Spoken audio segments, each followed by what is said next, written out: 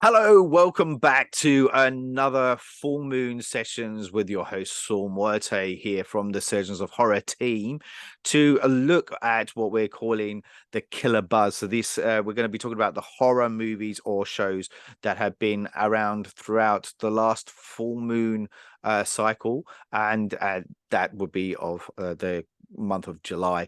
I can't do this on my own though, so I need someone else to bounce off our thoughts of those movies that have come by over the last month, and I'd like to introduce you to Nick from Watch It Wombat. Thanks for joining us, Nick. Thank you, mate. It's good to be here. Welcome aboard, man. Firstly, you're always got your finger on the pulse for all the movies and shows that are out there with your show. I try. Is there, I mean, not necessarily horror related, but what's been on your radar over the last month in particular? Oh, it's got to be Talk to Me. Like, there's been the whole Barbenheimer thing going on, around this time of recording, and then just Talk to Me. Like, I haven't seen anything too much about it. I've tried to avoid all the trailers, but yeah, a few of my other blogger mates have been lucky enough to interview them, and they just seem like really good guys, and yeah, they've got that sort of that good sense of humor. So I'm looking forward to seeing that come to life. 100%, 100%. I cannot wait for that. And unfortunately, at the time we're recording, we're like just on the tipping point of it being released nationwide. So keep your eyes and ears peeled for. Can you peel your ears? Anyway, keep your eyes peeled for that to come out. Well, you can try it. I wouldn't recommend it. But do keep your eyes peeled for that, and our thoughts on that, and let us know your thoughts if you've already seen it. Hit us up here on our usual social platforms through Surgeons of Horror. All right, so look, we're looking at the month of July. The first thing we're going to be looking at, it was actually at the very end of June. We didn't quite get our review posted out there in time, and that was a movie that was called Run Rabbit Run, which was featured on Netflix right, as I said, at the end of June. And we had our friend Oscar Jack having a quick look at that. I have to admit, I've not yet seen it. I don't know about you, Nick. But the comments that Oscar had said is ultimately the film is beautifully shot, strongly performed, and manages to carry a sense of dread throughout most of the runtime, given a few solid scares.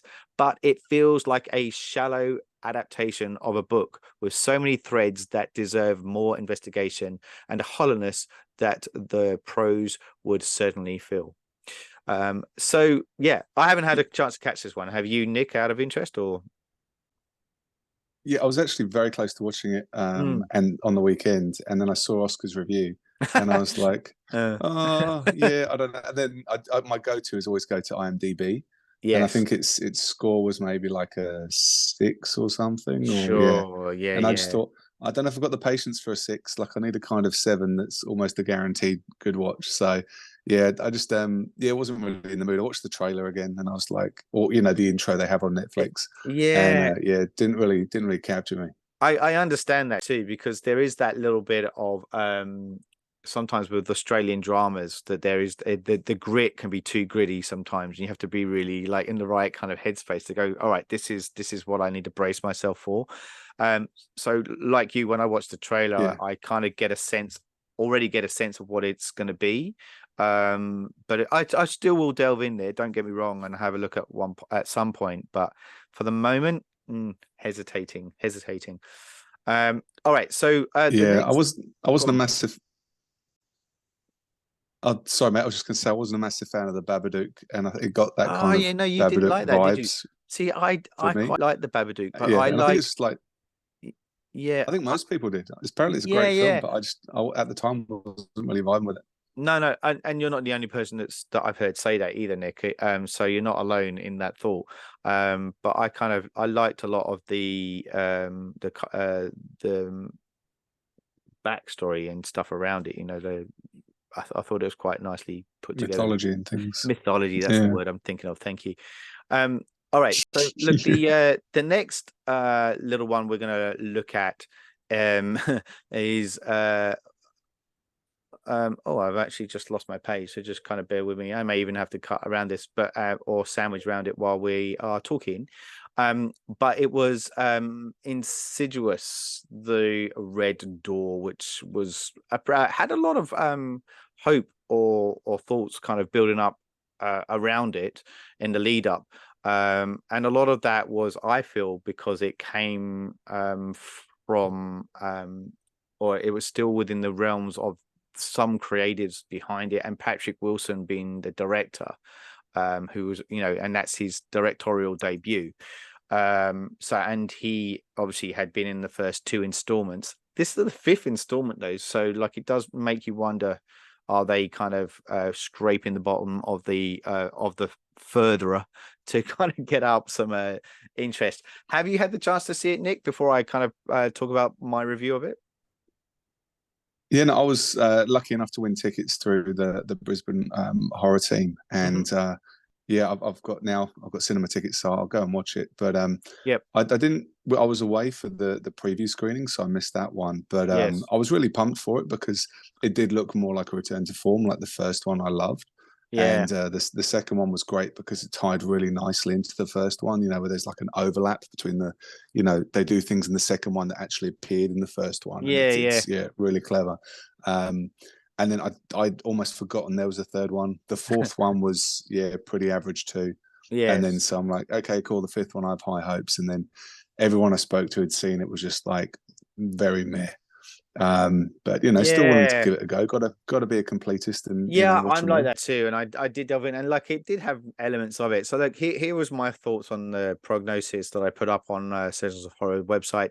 I said, while there is still promise contained within the world of the further, this could be one step too far for the Lamberts.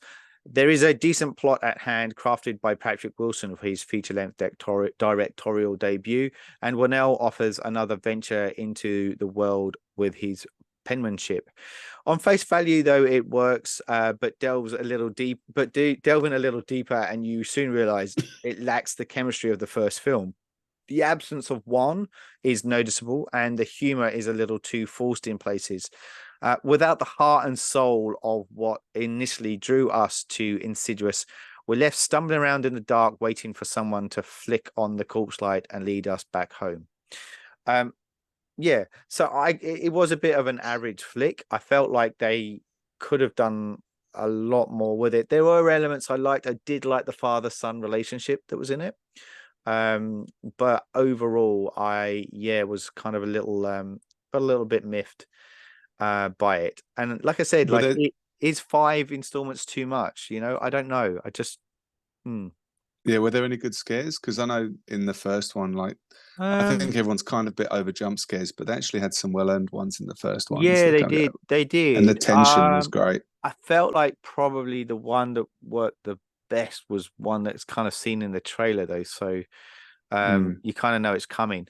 But I did like it still. I thought it was nicely, and there were elements of eeriness. There's a lot of stuff that's happening in the background to kind of build up the tension, and sometimes it's to the point where they lay that impact on you, but other times it's deliberately left meandering, so you're never sure what or when he's going to strike when it does.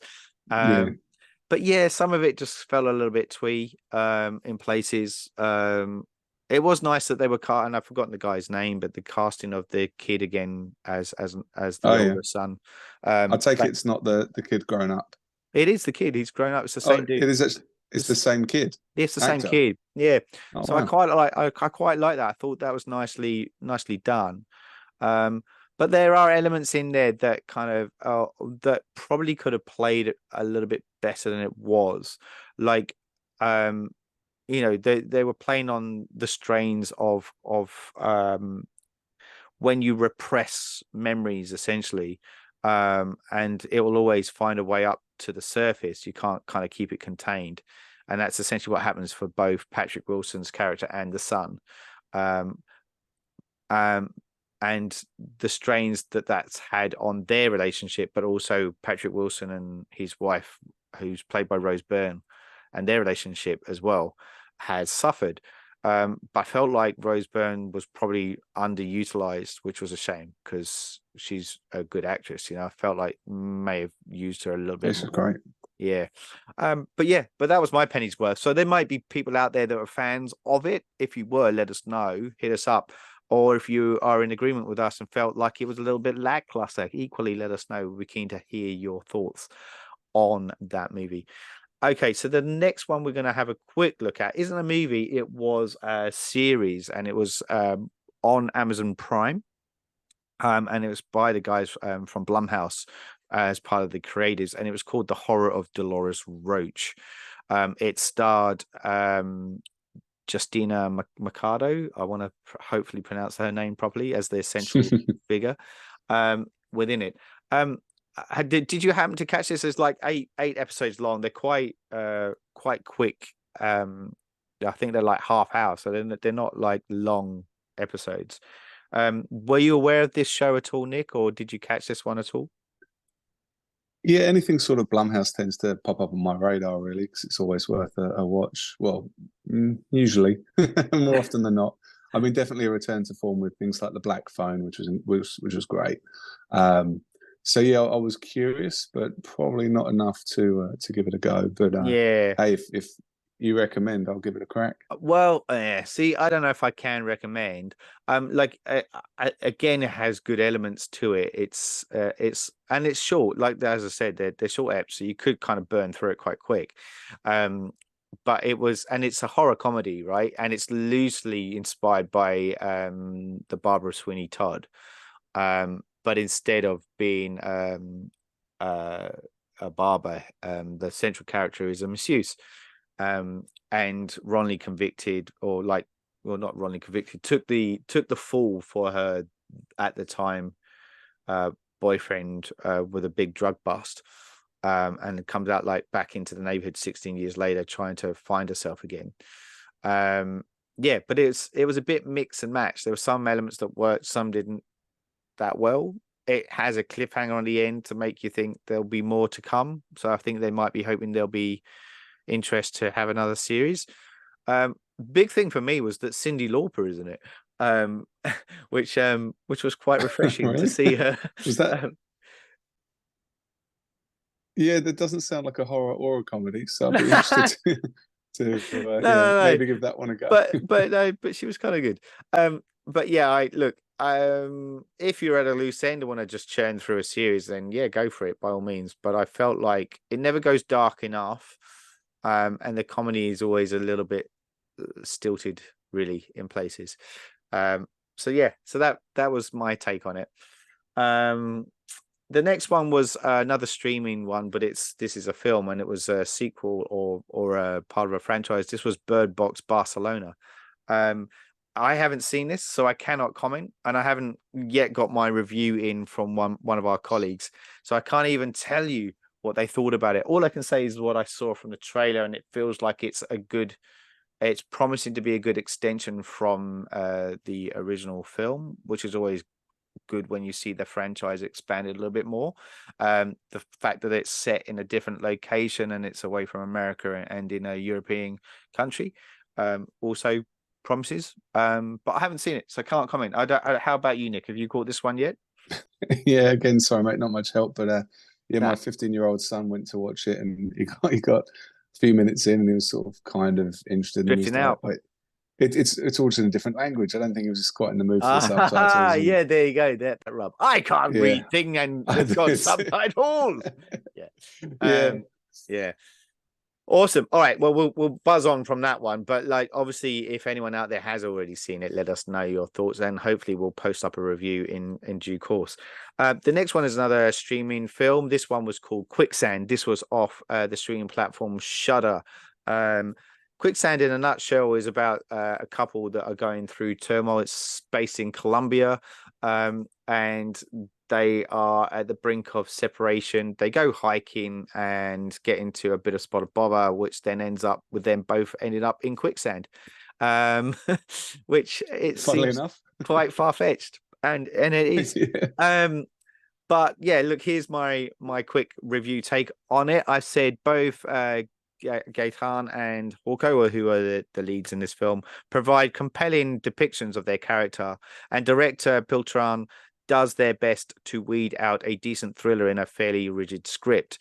It's hard for the talent on show to wriggle out of such a tight and singular point in time.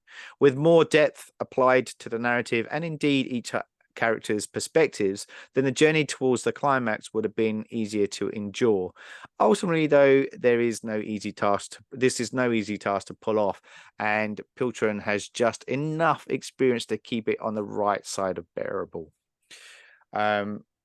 Yeah, I always found like I when you're. love the puns in there, mate. Thanks very much. Yeah, I mean, a few sneaky puns in there. I Very good, enjoyed mate. writing that one. I have to say, even though the movie, as I said, was Yeah, a bit didn't go unnoticed. a bit hard to sink into. The but yeah, look, it was just average fodder. I kind of it was pretty much what you expected. It probably would have worked nicely as a short feature.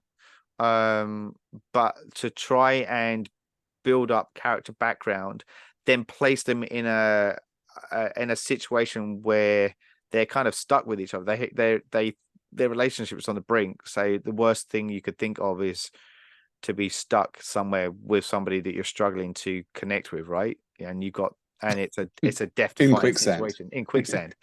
So you kind of get it. Yeah. And once you know that, you're like, yeah, what are you going to offer me? And unfortunately, it doesn't go much beyond there, other than to throw a snake in there at a certain point to kind of add a bit more tension.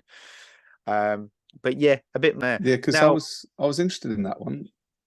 yeah, like I do like when there are character written pieces when you are in a one-on-one kind of situation, but it does rely on a lot of background to eke out throughout the exploration of whatever predicament they're in, right? And I feel like it wasn't as deep as it could have been.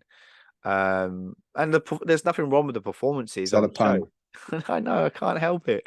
Stop me, put me out of my misery. But it was just like that. It just didn't really feel like it had gotten anything to really kind of get stuck into.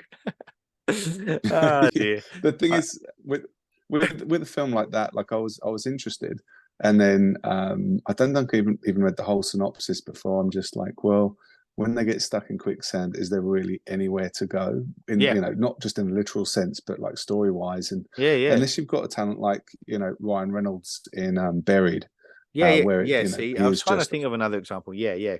yeah, which was incredible because they managed to just add layer and nuances to the story and little twists and turn, and like Yeah. you can tell they've just taken the script and then gone back again and written, added another layer to it. Or what if these this, or what if that happens? Yes, And I think that's right. unfortunately, when you see it's like maybe a smaller budget movie, you wonder if they are going to be able to do that. So yeah, it's a shame because I was going to give it a crack, but judging by your review, mate, I reckon that's like a 5 Yeah, out of and it's 10, hard maybe. because like I do support Shudder. I think like they come up with some Yeah, good gems every so often.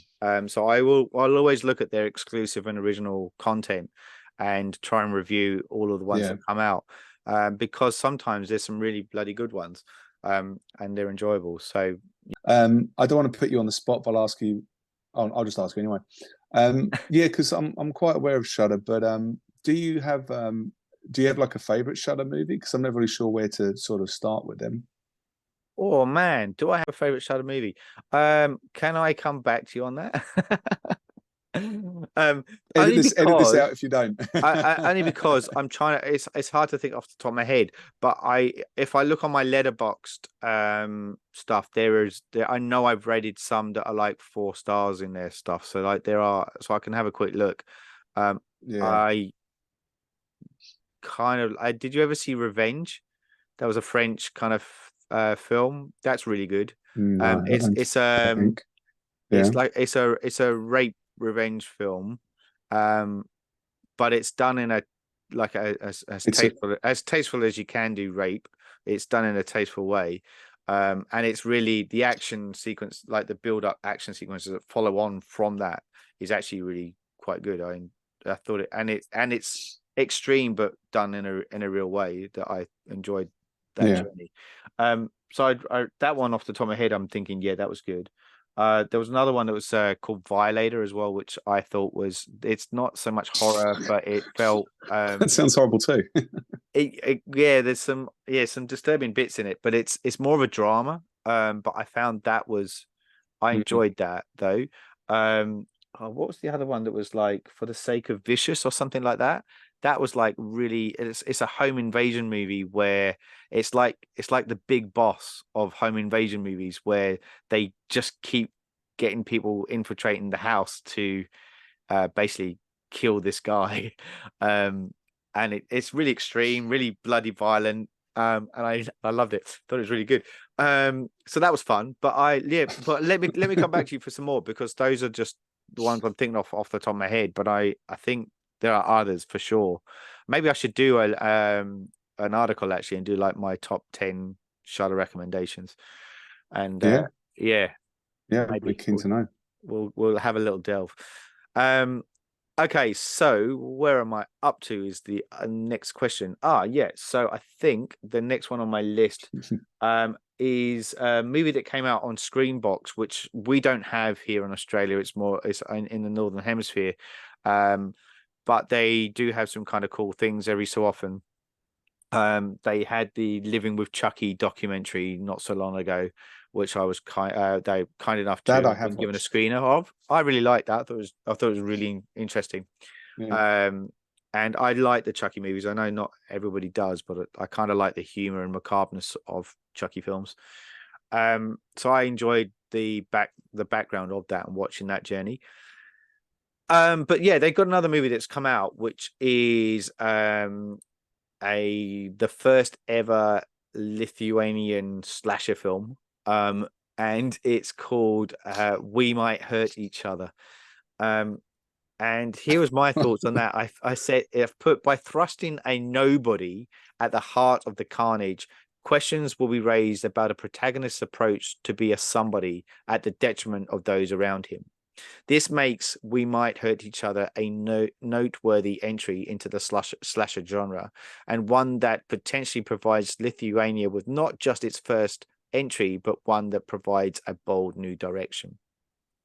Um, I Hmm. really, I Sounds really, intriguing, mate. yeah, I really dug this movie. I like it's just done in a way where uh it's not your average slasher film. You literally do the main character is somebody who's just not on anyone's radar.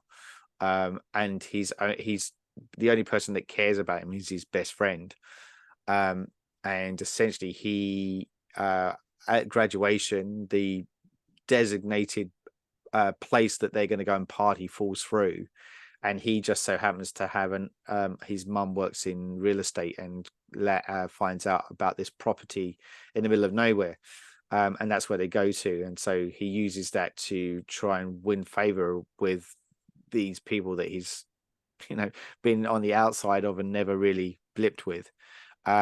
And it just so happens that there is a slasher on the scene who starts offing everybody one by one. But it's kind of Odd I liked it, but it's coincidence. all done from his perspective and his best friend's perspective, right? So it's done in a way where you really don't you understand why people don't care about this guy. So it makes it quite interesting when you're watching that when he's the protagonist, right? So I found it quite refreshing on that respects. Um, and it felt like it had a lot, and I won't go into spoilers with it because I felt like it had a lot to say from a social commentary point of view. So if anyone has seen it out there, let us know your thoughts, and we can chat through social. But yeah, keep an eye out for that one. And I'm guessing you haven't seen it, Nick. Sorry, I was just presuming you haven't seen it. No, no. Yeah, What do you mean? consider it's I'm not really available down this way. I'm Um, up to date with my Lithuanian cinema. What are yeah, you on come on about? now, come on, get it real. But I like things like that. I like things that are slightly off center. So, and that always intrigues me, and this definitely sits in that spot. So yeah, I would recommend it if anyone does get their hands on it. Do check it out. It's pretty cool. And we've Sounds good. already talked about Talk to Me, which is the other movie which we've yet to see. So we'll see what happens there when we both get our chance to go and see the film. So that rounds out the stuff that was on like cinemas or streaming platforms. Now, quickly going to buzz through what was some of the features that have been on home entertainment. One of them was The Pope's Exorcist, which is was the film starring Russell Crowe. Did you catch this one at all, Nick? I'm keen to know. No, sorry, mate. Sorry, mate. I do. It's Yeah, all like I good. said, I've been. So No, the, no, I've been. Just I've been away for some of these, no, but no, I get it, and that's cool, and I'm happy to talk through it because you can always, like you said, like fire questions at me. Now, this is a film that's by an Australian director, Julius Avery. So he did Overlord a few years back, oh, yeah. which had Wyatt Russell in it, Kurt Russell's son, as this kind of. And if you're Yeah. familiar with Avery's work, they're big action kind of packed sequences, really far-fetched. The plot is pretty much out of the window, but you don't really care so much because the action is in your face pretty much the whole time, and a lot of tongue-in-cheek kind of stuff going on. And this is no different in this film either. Here's my prognosis of it. I said Avery tempts us in with a curious tale, weaving together a buddy relationship between the Cavalier veteran Amorth, who is played by Russell Crowe, who is also a priest, and the local priest, Father Thomas Escobel, played by Daniel Zavato, and the mother in plight, which is a character called Julia, played by Alex Esco, who some people may more have seen her in Midnight Mass more recently, but she was also in Starry Eyes as well, which is a bloody awesome film. She's great. I felt like she was a little underused here, playing second fiddle to the testosterone that was on show. If you're willing to let the far-fetched and attempted humor of an action-packed exorcism go your way, then you will definitely be entertained. Crow certainly appears to be having fun chewing up the scenery at any given opportunity, but the fanciful and extreme measures taken to amuse jolts far too often, thrusting you out of the picture in the process. Look, it was a fun ride. There were pockets of it that were kind of cool, but very like it would serve as a good like Friday night in kind of thing. It does entertain, but do not expect anything highbrow out of this whatsoever. Yeah, I've questions, Paul. Yeah, go for it. So okay, number one, he goes full Italian accent, right? Like, Does he go for? I think it. No, maybe a little bit. I'm trying to remember now because I felt like I watched it a little while back. But yeah, I don't know because he always yeah, sounds like no, Russell fair Crowe to enough. me, right? But I know Yeah, yeah, he like does his speak accent. Italian in it at points. So yeah. Okay. And secondly, is there like a chase scene on a scooter, or he's on a scooter or something? Like a little like meep, meep. I think No? I do. I'm trying to remember. I think he is on a scooter at one point, but I don't know if there's a chase sequence from memory. Oh, A because lot of I could, a lot of it centers inside the house, the house where the boy that has been possessed, right? So yeah. not so much. But our first introduction to the character is that he's trying to perform an exorcism on a local person, like a villager, and he convinces the demon that's possessing the said person to jump into the pig that's there, to prove that he has the ability Oh, to do so. And he does, and then he shoots the pig. Um, and sorry, I have more questions. you know, What does it, what's the difference between a pig and a possessed pig? Like, does it start floating and spitting pea soup and like yeah, that's exactly it. Yeah, and it grabs a turns crucifix? itself very slowly on the spit. Yeah. You know. Yeah, I don't know. It just looks mean and angry. An angry pig. An Okay. angry pig. Yeah. Yeah. Did you have any other questions or was that it? No, it just the more questions asked, the more questions it raises. I'm Yeah, afraid, so yeah, it might be it here all night. does. It is. But It's like it's you can just imagine, like, just Russell Crowe just chewing everything up, right? That's how it came across. yeah. And it even ends with like, I think there are other tales of exorcisms out there, because it's based on an actual character, person in real life. Father Amorth was a guy the that, Pope. yeah, well, he, not the Pope, but Father Amorth was charged by the Vatican to go and oversee exorcisms, and he has written countless books of the exorcisms that he has done. So and this is the character that Russell Crowe takes on. So, like, there are real accounts there that he's written up. So the movie itself even kind of lends itself to, like, oh, we might go back here one day, we don't know, and if this does well, then maybe there will be another adventure for Father Amorth. Let's hope not. Repossessed. Yeah, Repossessed. yeah. Leslie 'Cause Nielsen. I think with Yeah. that's it. Because I think with exorcism movies, I have like I don't know if I have the patience for them sometimes, because they Yes. have, someone like writhing around in a bed for a while and then, throwing water on them and holding the cross and stuff. And, Oh yeah. even with, like, obviously Exorcist, which is an incredible film, it's just like there comes a point where it just gets a bit repetitive, and, it's just hard to stay invested in that sometimes. Yes. Yeah, I understand. I think with The Exorcist, though, like, what holds you to that is the long build up to get to that point. They're talking about building up depth Yeah, of character. That film does that, right? So that's partly why, and it's chilling the way it builds up too. So by the time you get to the whole yeah. writhing around and pea soup spraying everywhere, you're invested. Um, but yeah, and we'll talk maybe a bit more about The Exorcist in a later chat. So stick around for that one. Um, but oh yeah, so the other one was, and Miles and I spoke about this and our thoughts on this movie last time around. But Evil Dead Rise got a home entertainment release as well. Um, I don't know if you've caught it, but Yeah. just very, very quickly, I put here: so much blood, energy, and fun spawns from the latest Evil Dead feature. There are great nods to the original trilogy throughout, while still creating its own identity.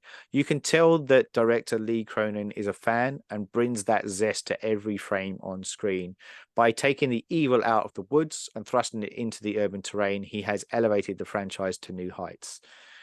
I really enjoyed it. I thought it was good fun, and I don't know if you've called it, Nick. I was kind of talking over you as I said that, but what I recently did, again, rewatched it, but I did it as a double feature, watching the Evil Dead film by Fede Alvarez, which was in 2010 ish, or 2013. Actually, it was 10 years ago, 2013.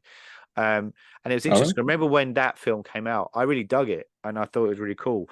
But when you're watching the two back to back, it's still really good. But I felt like this latest one was better. It was a better movie. And I'm wondering whether it's because it Oh wasn't yeah. so dark. It had a bit of humor with it. And I think maybe that's what made it feel a bit lighter, and enjoyable to watch. What was your thoughts on it though, Nick? Yeah, I really liked it. And it's just while we're there comparing the two, like I think I sort of enjoyed the first one, Mm, but it didn't really stick with me. Like I can't actually really remember anything that happened in that film off the top of my head. yeah, Um, and then compared to this version, it was great because it's hard to set horror movies in the urban areas because there's so many more ways out and people can get yeah, involved. And when you're in a remote cabin, it's like, okay, well, that's easy. You're trapped, there's nowhere to go, you can't go in the yeah, forest and that sort of stuff. Whereas they managed to have that sort of sense of confinement and almost claustrophobia, stuck in that house. They had bits with the air vents and things to try and escalate a bit more, and how you couldn't jump out the window, etc. yes, Which really just made it different, because you have seen the cabins in the wood movies, yeah, that's right. which this film, which the original had obviously inspired. Yeah, So this actually felt like something different, and just for me, it was the performances, which yeah, I find in a lot of horror movies is mostly pretty toilet. just because some people don't take horror movies that seriously, and they're just like, Yeah. oh, well, then there's lots of blood flying around, so I must just be a bit silly with it. It's like, no, this stuff, they're getting covered in all this blood and gore, and I think the 3 kids in it were great Yeah. because Yeah, really you good. actually did care what happened to them. It's like, well, they were, you kind of worried that because there's so many of them that some might be disposable, and you're not sure where this film's kind of draws the line. Like, is it willing to kill kids? Is that Yeah, kind of the yeah. thing? And yeah, the leads were great too, and having the little sister sort of coming in as you think almost like a background character who turns out to kind of, I don't think it's a spoiler, but Yeah. delete But it if that's it all is, right. but Hopefully you've seen it saying, already. It's on Home and Entertainment. You should have this, seen it by now. yeah, that's the cutoff point. No, the fact Yeah. that she sort of ends up being the final girl, and Yeah. yeah, and I think it gets silly in places, but I just really enjoyed the way it took it to new places, Yeah. and yeah, it kind of took some spins on an old genre, like a bit of a fresh take. Yeah, yeah, definitely, 100%. I agree with you there. It was a good ride. I enjoyed it. Really, really enjoyed Mm. it. The other thing, and we can probably talk semi quickly over this one, but just this week alone, there's an Australian exploitation horror classic that's gotten a home entertainment re-release, and that's Razorback. Are you aware of the film Razorback at all, Nick? Yeah, I watched it a while ago just out of curiosity when Ball first came out. Yeah. And everyone was talking about Razorback, and I thought, okay, well, I'd like to have something to compare it to, and I'd also watched that was it even in it? I'd watched that exploitation movie. What's it called? Which one? Turkey Shoot or? No, sorry, the movie about exploitation. Oh yeah, yeah, Um, yeah, yeah. Yeah, it's called yeah. oh, I don't know what you mean. But yeah, I've seen it too. It's good, but yeah. anyway, yeah, sorry. So it's really going to bug me now. I'm on my phone, so I can't IMDb it, but yeah. But yeah, I can look it so up. I was just very interested in that genre because I hadn't been in the country that long, at least in Yeah, Australia. And Quentin Tarantino was talking about it, or just yeah, generally Oz horror movies. And then so I went out and watched Turkey Shoots, which was great. yeah, Um, yeah, you know, but yeah, so then Razorback I thought was good, but it just got a bit too hectic for me. And I thought there was still some good tension in there. yeah. And it went to some strange places, but no, it was good fun. Want to say it may have been Not Quite Hollywood. That's the one. That is the Um, one. yeah, Not quite Hollywood. Yeah, yeah. I think it And might there's be like, more to it than that, but I just had a yeah, quick look on my phone. Yeah, that's good. And I do like some of the exploitation ones. And Razorback, I watched it just recently because I knew the film was coming out again. I was like, oh, I wouldn't mind rewatching that again. I'd only seen it once before, and I think mm, I had a similar reaction to you. But what I noticed this time around is there's some really nice shots in it, like the cinematography in some of it. I mean, it's the outback, but they really make it quite yeah, rich and luscious for something that's so barren. And mm, I really enjoyed that. And having the Ocker kind of granddad kind of killer pig character out for revenge was kind of cool too, and yeah. very tokenistic. If you haven't seen it, or if you want to experience exploitation films, do check that one out. It is probably quite a good entry into exploitation. If you Yeah. want to kind of eke your way in to it. There are other ones, and we may even talk about some of those down the way, but definitely go check that out if you haven't. It's I think actually I don't know where it's standing at the moment, but Umbrella Entertainment, which is a distribution place out here.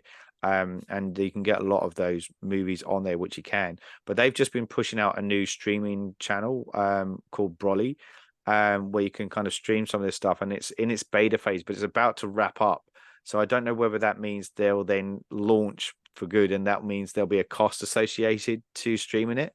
Either way, it's on that platform, so you could go check it out and look whatever Okay. Umbrella Entertainment end up doing with it. Do check it out. Highly recommend it. Okay. And then just very, very quickly, we're going to talk before we bow out of our Killer Buzz segment. Some notable films that reached or came of age. And I'll rally through I think I'll just mention three of them. Do check out our Surgeons of Horror website if you want to check out any of the other ones, because some of them are a bit more aloof. But we did have Hocus Pocus, which was released in 1993. People may be more aware of the sequel that's not long ago come out. But that turned of age this year, or in this last month.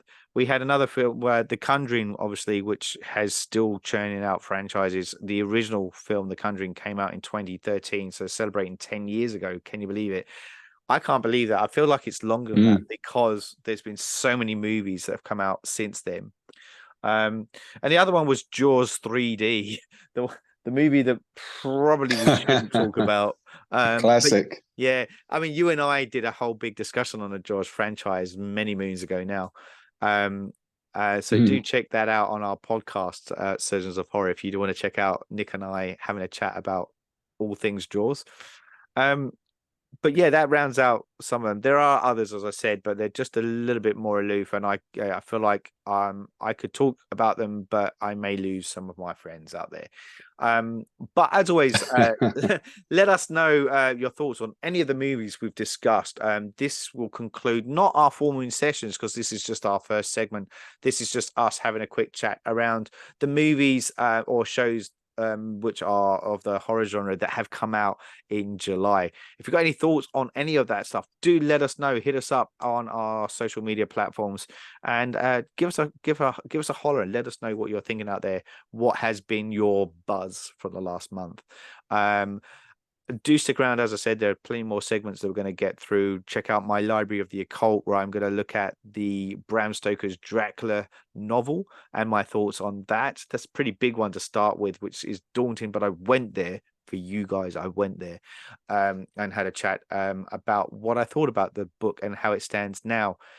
And also do stick around for, hopefully, Ben, Skidder and myself will look at the Sounds of Horror, our next chapter of another horror movie soundtrack. Until then, stick around for further segments. As I said, we'll wrap up things at the end of our playlist on our Fresh Kills. We're looking at what's coming up and what we're excited about with horror around the corner. As I said, I'm Saul Muerte, and my colleague here. Thanks to Nick Alford. Pleasure, mate. I promise to have more horror movies under my belt next time. It's all good, my friend. We'll catch you on the flip side.